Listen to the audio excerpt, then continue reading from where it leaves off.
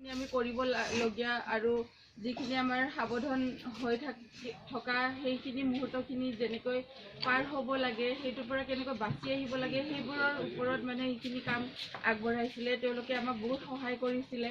তো সেইটো কাৰণে তেওঁলোকক অশেষ ধন্যবাদ জ্ঞাপন কৰিছোঁ। আৰু এই আজি ইণ্টাৰনেশ্যনেল ৱমেন্স ডেত মই এইখিনি সুযোগ লৈছোঁ তেওঁলোকক ধন্যবাদ দিবৰ কাৰণে। আৰু এইবাৰ বছৰৰ থিমটো হৈছে আমাৰ COVID-19ৰ ওপৰত, যে মহিলাখিনিয়ে COVID-19ৰ সময়তো আমাৰ কিমানখিনি এটা ষ্ট্ৰং ৰল এটা মানে প্লে কৰিছে সেইটোৰ ওপৰতে মানে আজি বিশ্ব ৱমেন্স ডেটো চেলিব্ৰেট কৰা হৈছে। কাৰণ আমাৰ ডক্টৰে হওক বা যিখিনি আমাৰ গ্ৰাছ ৰুট লেভেলত বা আমাৰ বাক্সা ডিষ্ট্ৰিক্টৰ মহিলাখিনিৰ কথাই যেতিয়া মই কওঁ, কি হৈছে কি আমাৰ যেতিয়া COVID-19 চিটুৱেশ্যন আহিছিলে, আমাৰ PHC জনস্বাস্থ্য কাৰিকৰী বিভাগৰ পৰা আমাৰ যিখিনি মানে গ্ৰাছ ৰুট লেভেলৰ মহিলাখিনি যেনিবা ৱৰ্কাৰখিনি তেওঁলোকক আমাৰ এটা দায়িত্ব দিয়া গৈছিলে যে COVID-19 সময়ত আমাৰ ডিপাৰ্টমেণ্টৰ তৰফৰ পৰা মানুহখিনিক সজাগতা আনিব লাগে COVID-19ৰ ওপৰত।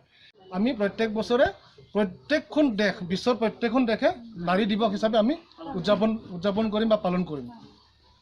তেতিয়া কিন্তু কথাবিলাক কি আছিলে, ধৰক বছৰৰ মূৰত এদিন আমি আমাৰ সমাজৰ মহিলাসকলৰ কাৰণে উৎসৰ্গ কৰি পেলাই আমি সেই দিনটোক তেওঁলোকৰ কাৰণে আমি ৰাখিম বুলি। তাত বিশেষ উদ্দেশ্য একো থিম তেনেকুৱা নাছিলে। কিন্তু 2013 চনৰ পৰা আমি প্ৰত্যেক বছৰে একোটা থিম লৈ একোটা আমি উদ্দেশ্য লৈ পেলাই আমি এই দিৱসটো আমি উদযাপন কৰিবলৈ লৈছোঁ। আপোনালোকে চবেই গম পায় আজি 8 মাৰ্চ বিশ্ব মহিলা দিৱস।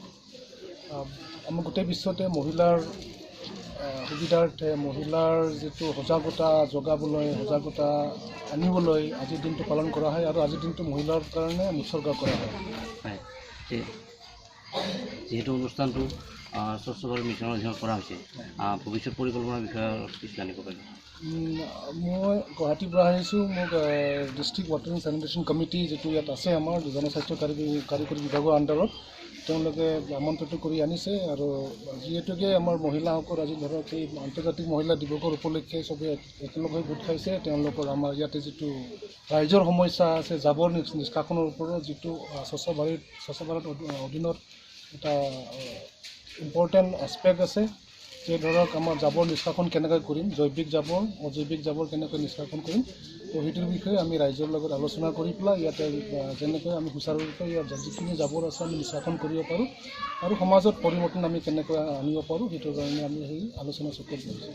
যিহেতু আজি বিশ্ব মহিলা দিৱস, এই দিৱসৰ লগত সংগতি ৰাখি অনুষ্ঠানটো কৰা হৈছে, গতিকে আমাৰ যিখিনি স্থানীয় মহিলা আছে তেওঁলোকৰ প্ৰতি আপোনাৰ কি আহ্বান জনাব? মই মহিলাসকলৰ প্ৰতি এইটোৱে আহ্বান জনাব বিচাৰিছোঁ যে এতিয়া সময় ৰৈ থকা নাই য'ত নেকি মহিলাবোৰ পিছ পৰি থাকোঁ। এই বছৰৰ যিটো আমাৰ আন্তৰ্জাতিক মহিলা দিৱসৰ মেইন থিমটো হ'ল চুজ টু চেলেঞ্জ। আমি প্ৰতিদ্বন্দ্বী কৰিবলৈ আমি আগবাঢ়ি অহা, যিকোনো ক্ষেত্ৰত মহিলাবোৰ সজাগ হৈ আমি আগবাঢ়ি আহিব লাগিব। পুৰুষৰ লগত আমি সমানে যেন আগবাঢ়ি যাব পাৰোঁ গোটেই জীৱনত। ঘৰৰ প্ৰতি আমাৰ সমাজৰ প্ৰতি দায়বদ্ধতা পুৰুষৰ যিমান থাকে মহিলাৰো সিমান থাকে, দায়িত্ব সিমান থাকে। আৰু সেই দায়িত্ব সেই ভূমিকা পালন কৰা চবৰে আমাৰ সম অধিকাৰ থাকে আৰু চবৰে সমান দায়িত্ব থাকে।